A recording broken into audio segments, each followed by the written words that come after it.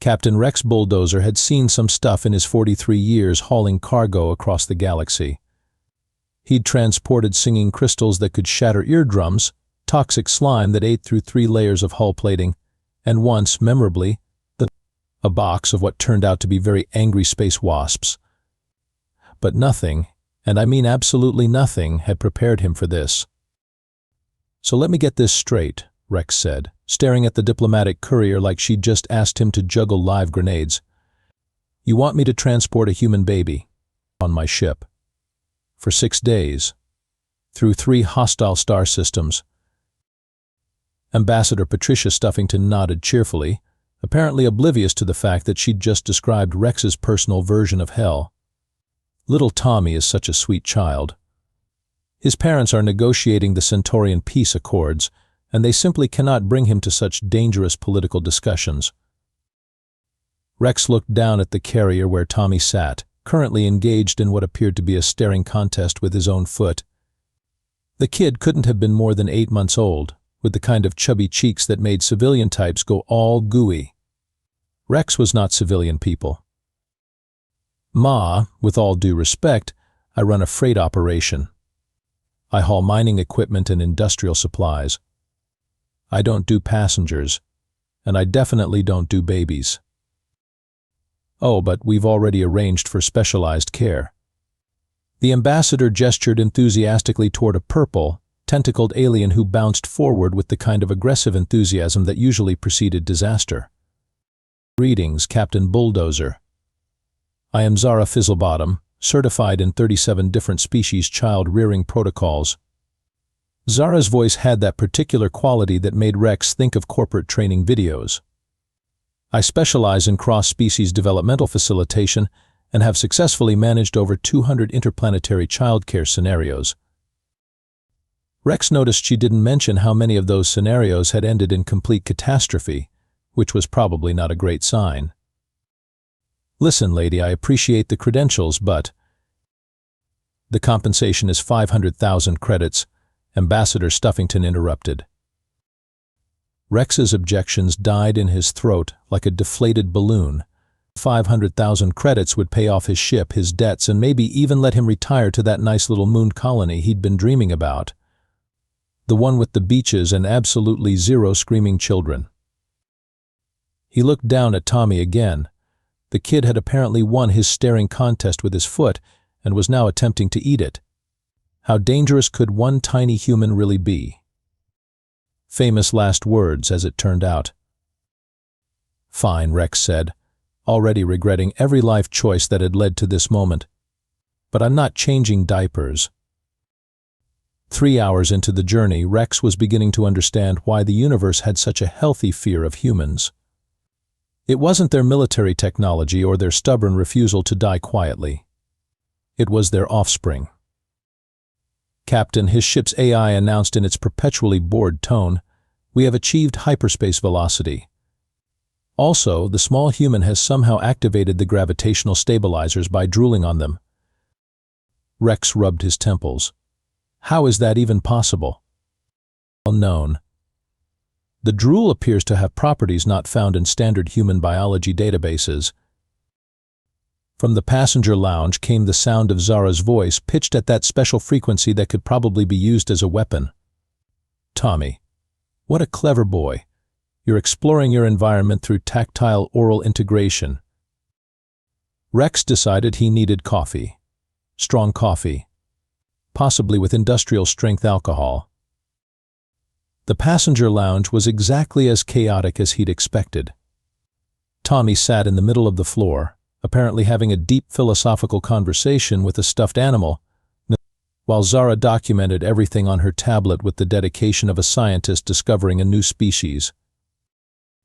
The other passengers were maintaining a respectful distance, which was probably wise given the company. In one corner sat Grimjaw the destroyer, all 8 feet of scaled, clawed nightmare who'd supposedly eaten the entire ruling council of Proxima Beta. The guy was built like a tank designed by someone with serious anger management issues, complete with teeth that could probably bite through starship hull plating. Currently, he was pressed against the far wall, eyeing Tommy with the kind of wariness usually reserved for armed explosives. Princess Sparkles McFluffington occupied the opposite corner, looking like someone had crossed a teddy bear with a homicidal maniac. Her species, the Fluffians, were known for their adorable appearance and their tendency to solve diplomatic disputes with strategically placed explosives. She was watching Tommy with calculating eyes that suggested she was either planning to adopt him or use him as a weapon. Possibly both. And then there was Ned Normalton, human, mid-40s, wearing the kind of gray suit that screamed middle management. He was calmly reading a magazine about insurance actuarial tables, apparently unbothered by the fact that he was sharing space with two of the galaxy's most dangerous beings and one potentially world-ending baby. "How's everyone settling in?" Rex asked, with the forced cheerfulness of a man trying to prevent an interstellar incident. That's when Tommy laughed. It wasn't a particularly loud laugh. Just a normal baby giggle, the kind that under normal circumstances might be considered cute. But these weren't normal circumstances, and the effect was immediate and terrifying. Grimjaw literally flattened himself against the wall, his scales rattling with what could only be described as primal fear. Princess Sparkles dropped her concealed plasma knife with a clatter. Even Ned looked up from his magazine with mild surprise. "Fascinating," Zara exclaimed, completely missing the fact that two apex predators had just been reduced to quivering messes by an 8-month-old. Tommy is demonstrating advanced social communication patterns. Tommy, blissfully unaware that he'd just psychologically scarred some of the galaxy's most dangerous beings, went back to his philosophical discussion with the stuffed animal. Rex stared at his passengers, then at the baby, then back at his passengers. 500,000 credits, he reminded himself. Just 6 more days.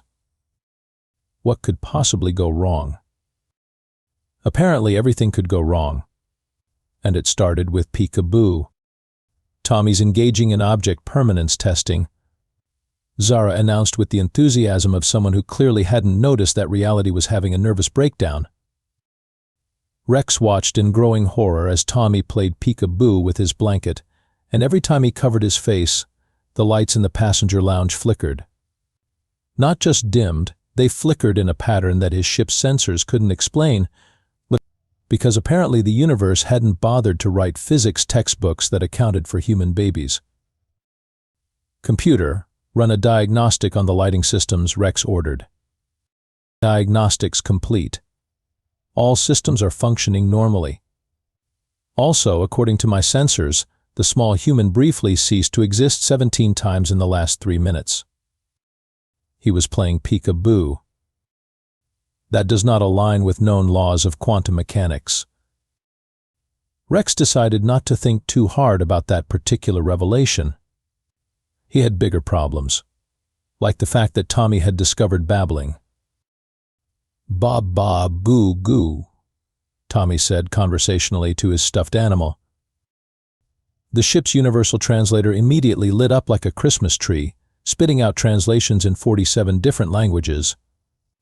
Unfortunately, most of them seemed to be declaring war on various peaceful civilizations. "Computer, why is the baby accidentally starting intergalactic conflicts?" The translation matrix is interpreting his vocalizations as formal diplomatic declarations. Current count: 3 trade embargoes, 2 territorial disputes, and 1 challenge to ritualistic combat with the Andromedan Peace Council. "Can you fix it?" "Well, I could, but he just said something that roughly translates to your mother was a hamster in ancient Vulcarian. I'm honestly impressed." Rex looked over at Tommy, who had moved on from babbling to crawling. Which would have been fine, except that every surface he touched started glowing with soft blue light, and the ship's defense systems kept activating and deactivating like they couldn't decide if a baby counted as a threat. "The quantum defense grid is experiencing what I can only describe as an existential crisis," the computer reported helpfully. Grimjaw, meanwhile, had managed to wedge himself into a maintenance alcove, his massive frame somehow compressed into a space that should have been physically impossible. His eyes tracked Tommy's every movement like he was watching a particularly unpredictable bomb. "This is completely normal," Zara insisted, though she'd started taking notes at a frantic pace. "Human infants are naturally curious. They explore their environment through sensory interaction. Lady, normal babies don't make quantum computers question the nature of reality," Rex said. "Every species has unique developmental patterns." Princess Sparkles had climbed onto a chair and was observing Tommy with the intensity of a general studying enemy troop movements. "The small human's chaos potential is remarkable," she said in her deceptively sweet voice. "My people could learn much from such techniques." "No," Rex said immediately. "Absolutely not. We are not weaponizing the baby." "I wasn't suggesting weaponization," Princess Sparkles replied innocently. "I was merely noting that his ability to cause widespread systemic disruption through seemingly innocent actions shows remarkable strategic potential." "That's literally the definition of weaponization." Ned looked up from his magazine, which Rex now noticed was titled Actuarial Analysis of Impossible Events. "In my professional opinion," Ned said calmly, "the probability of this situation resolving without some form of reality-based incident approaches zero." "What kind of reality-based incident?" Rex asked, though he wasn't sure he wanted to know. "Well, given current trends, I'd estimate a 63% chance of localized space-time distortion, 47% chance of accidental dimensional breach, and approximately 99.7% chance of everyone aboard this ship requiring extensive therapy." Tommy chose that moment to sneeze, and every light on the ship briefly turned purple. "Make that 99.8%, Ned corrected, making a note in his magazine margin. Rex stared at the baby, who was now contentedly chewing on his own toes, apparently unaware that he was systematically breaking the fundamental laws of physics just by existing. 500,000 credits, Rex reminded himself. Just 4 more days. The ship shuddered slightly, and Rex really hoped that was normal engine vibration and not Tommy learning how to walk. By day 3, Grimjaw the destroyer was having what could only be described as a complete psychological breakdown, and it was all Tommy's fault. "I don't understand," Grimjaw said, his voice carrying the kind of bewildered pain usually reserved for philosophers contemplating the meaning of existence. He was sitting cross-legged on the floor, having given up on trying to maintain a safe distance from Tommy, who had apparently decided that the galaxy's most feared predator made an excellent jungle gym. "What don't you understand?" Ned asked patiently. He'd somehow become the ship's unofficial therapist, which Rex found deeply disturbing given that Ned's primary qualification was filling out insurance forms. "I have conquered 17 star systems," Grimjaw continued, absently steadying Tommy as the baby attempted to climb up his massive arm. "I have been declared an existential threat by 43 different civilizations. The mere mention of my name causes entire populations to evacuate their planets." "Him," Ned said, making notes in what appeared to be a makeshift therapy journal. "But this small human," Grimjaw's voice cracked slightly. "He offered me a cookie yesterday. It was soggy from his mouth, and covered in some unidentifiable substance, and when I tried to refuse, he looked at me with those enormous eyes and made a sound that I think was supposed to be my name." "And how did that make you feel?" Confused. Grimjaw exploded, though he was careful not to disturb Tommy, who had successfully reached his shoulder and was now attempting to pet his scales. "No one has ever given me food before. Usually they're too busy running away screaming or begging for mercy." Rex watched this surreal therapy session while trying to fix the navigation system, which had apparently developed opinions about their destination. According to the computer, Tommy's presence was causing philosophical conflicts in the ship's logical processors. "Perhaps," Ned suggested gently, "you could consider that this small human sees something in you that others have missed." "But what if they're right to run away?" Grimjaw asked, his voice small for something that size. "What if I really am just a monster?" You caught him when he fell off the chair yesterday, Ned pointed out. That was reflex. You've been making sure he doesn't put anything dangerous in his mouth. Basic safety protocols. You sang him to sleep last night. Grimjaw's scales flushed purple, which Rex had learned was the equivalent of blushing. He was crying. The sound was distressing. From across the lounge, Princess Sparkles watched this interaction with calculating eyes. She'd been unusually quiet since yesterday when Tommy had somehow convinced her to play patty cake by the simple expedient of clapping his hands and giggling. Rex had caught her practicing the game later when she thought no one was looking. "Captain," she said sweetly, "I've been thinking about the strategic applications of Tommy's unique abilities." "No," Rex said immediately. "Hear me out. Imagine if we could replicate his effect on hostile forces. One human infant could potentially neutralize entire military installations through pure psychological warfare." "Princess, I swear, if you try to clone the baby." "Not clone," she protested. "I was thinking more along the lines of an educational exchange program. Imagine fluffy and military academies hosting human children as cultural ambassadors." Rex stared at her.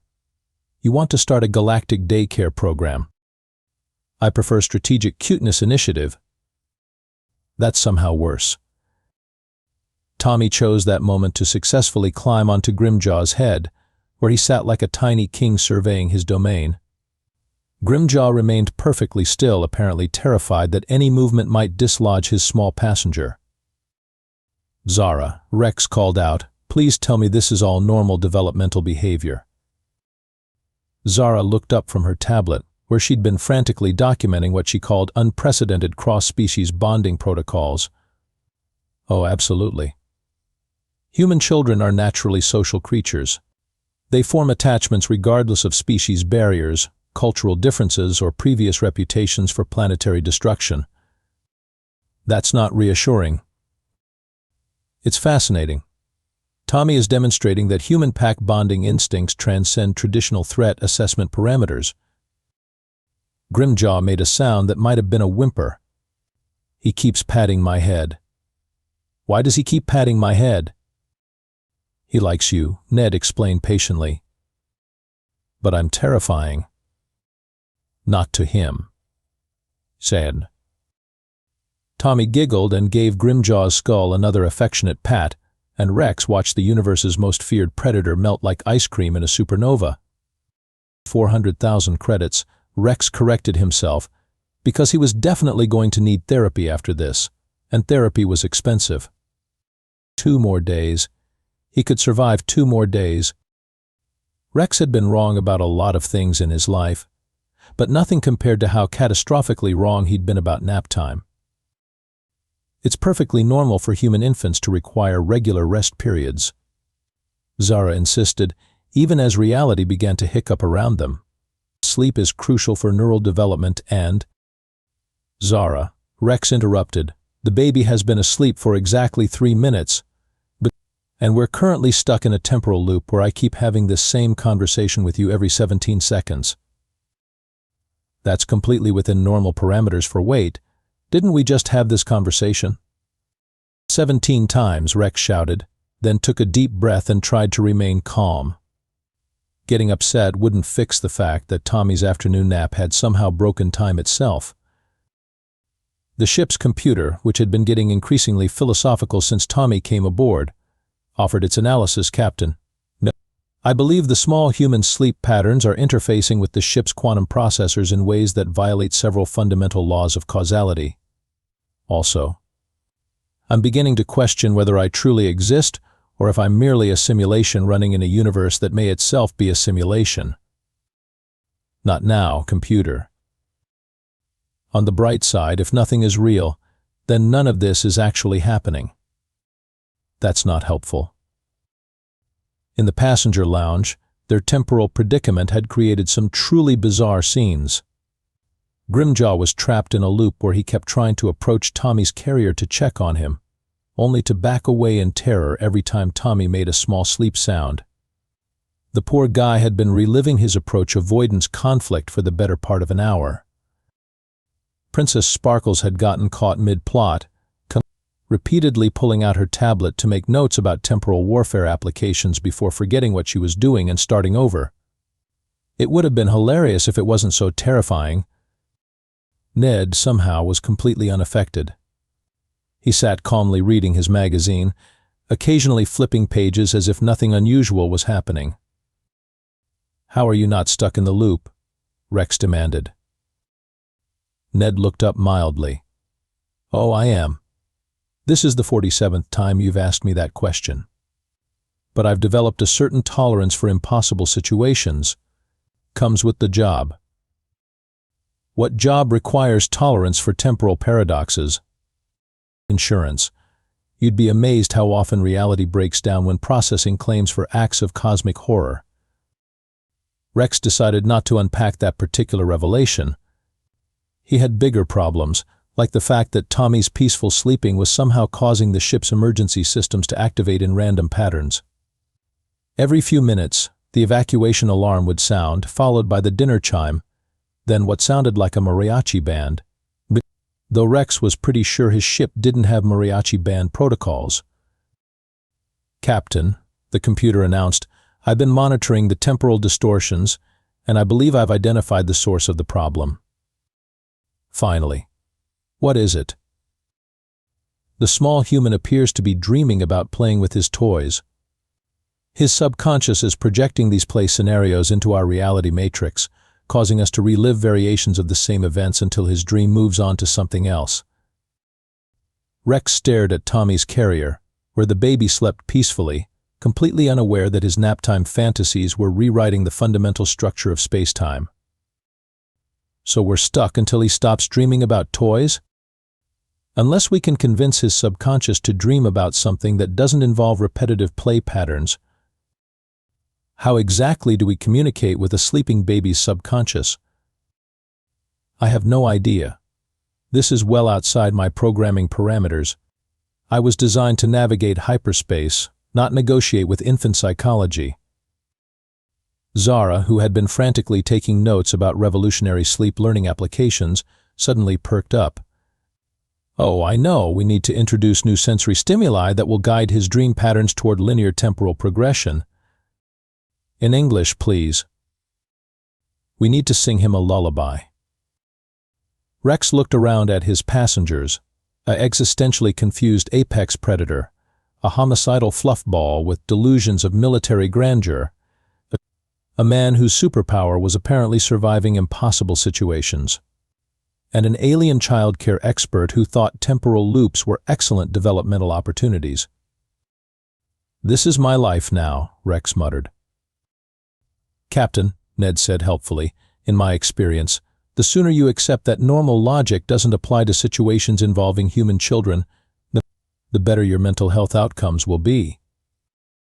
Tommy made a small contented sound in his sleep, and suddenly they were all sitting slightly different positions, as if reality had hiccuped and rearranged itself. "Progress," Zara announced cheerfully. "His dream narrative is advancing." Rex wondered if it was too late to become a farmer. Farming seemed nice. Quiet. With significantly fewer physics violations. As they finally approached their destination, Rex reflected on how fundamentally his understanding of the universe had changed over the past 6 days. Humanity, it turned out, wasn't feared across the galaxy for their military might, their technological superiority, or their stubborn refusal to accept defeat. They were feared because their babies could accidentally rewrite the laws of physics while being absolutely adorable about it. "Docking sequence initiated," the computer announced, sounding relieved to be approaching something resembling normal space. "Also, Captain, I've taken the liberty of filing a formal report with the Galactic Safety Council regarding the transportation of human infants. I'm recommending immediate classification as a Class X reality hazard." "Bit harsh, don't you think?" "The small human turned my quantum processors into poetry enthusiasts, Captain. Yesterday I spent 3 hours composing haikus about the existential dread of artificial consciousness. I may never recover." In the passenger lounge, the effects of Tommy's week-long presence were impossible to ignore. Grimjaw sat cross-legged on the floor, having what appeared to be a serious conversation with Tommy about career alternatives to planetary conquest. "I've been thinking about your suggestion," Grimjaw said seriously to the baby, who was attempting to feed him imaginary tea from a plastic cup. "Teaching does seem like a more constructive application of my intimidation skills." Tommy babbled something that sounded encouraging and patted Grimjaw's enormous hand. "You're right. If human younglings can adapt to my presence, perhaps other species' children could as well." Grimjaw accepted the imaginary tea with solemn dignity. "Thank you for helping me discover my true calling." Princess Sparkles had undergone her own transformation, though hers was arguably more terrifying than Grimjaw's career change. She'd started what she called the Fluffian Children's Cultural Exchange Program, which sounded innocent until you realized it was being run by someone whose previous hobbies included strategic assassination and hostile corporate takeovers. "My preliminary analysis suggests that human infant behavioral patterns could revolutionize our approach to conflict resolution," she explained to Rex with disturbing enthusiasm. "Imagine replacing traditional warfare with organized playdates. That's either brilliant or horrifying. I can't decide which." "Why not both?" Princess Sparkles asked cheerfully. Ned had become something of a celebrity in insurance circles after filing what was apparently the first successful claim for reality breakdown due to infant-related chaos. His report had been so thorough and well documented that he'd been promoted to senior adjuster for impossible events. "The key," Ned explained to Rex, "is treating the impossible as just another category of risk assessment. Once you accept that human children operate outside normal probability matrices, everything else becomes manageable." Zara had filled 17 tablets with research data and was already planning her doctoral thesis on cross-species developmental psychology in high-stress interstellar environments. She'd also received job offers from 12 different research institutions, 3 military organizations, and something called the Department of Theoretical Impossibilities. "Tommy has provided unprecedented insights into human developmental resilience," she gushed. "His ability to maintain normal growth patterns while simultaneously disrupting fundamental physical laws represents a complete paradigm shift in our understanding of species adaptation." Rex watched Tommy, who was currently engaged in what appeared to be a philosophical debate with his stuffed animal about the nature of existence. The kid had no idea he'd just redefined galactic civilization's understanding of human capabilities. "Computer, any final words of wisdom before we dock?" "Yes, Captain. I've been in contact with other ship AIs across the galaxy, and there's already been a significant shift in how human transport requests are being handled." "How so?" "The standard surcharge for human passengers has increased by 4,000%. Also, several shipping companies have implemented mandatory reality stability insurance for any cargo manifest that includes human infants." As they settled into the docking bay, Rex could see Ambassador Stuffington waiting with Tommy's parents, along with what appeared to be a full diplomatic security detail and several scientists with very serious-looking instruments. "Captain Bulldozer," Ambassador Stuffington called out as they disembarked. "How was the journey?" Rex looked at Tommy, peacefully sleeping in his carrier, then at his fellow passengers who had all been fundamentally changed by a week in the presence of one tiny human. "Enlightening," Rex said finally. "Very enlightening." As Tommy was reunited with his parents, Rex caught a glimpse of the diplomatic briefing pad in Ambassador Stuffington's hands. The title read, "Proposed Galactic Accords Regarding Human Infant Safety Protocols and Reality Preservation Guidelines." Apparently, Tommy's little adventure had already become a matter of interstellar policy. Rex watched the family disappear into the station, then turned to his transformed passengers. Grimjaw was researching kindergarten teaching certification programs. Princess Sparkles was designing educational toys that were definitely not weapons. Ned was calculating insurance premiums for impossible events. "Computer, set course for that retirement colony I was looking at. The one with the beaches and no children? That's the one. Of course, plotted Captain. Also, I should mention that the colony's primary export is a fruit that apparently grows only in the presence of human laughter. Rex stared at the view screen for a long moment, then started laughing. Because really, what else could you do when you realized that humanity's greatest weapon wasn't their technology or their determination? It was their ability to make the universe itself stop and say, wait, that's not supposed to be possible, and then do it anyway while giggling about it. The galaxy would never be the same. And honestly, Rex thought that was probably for the best.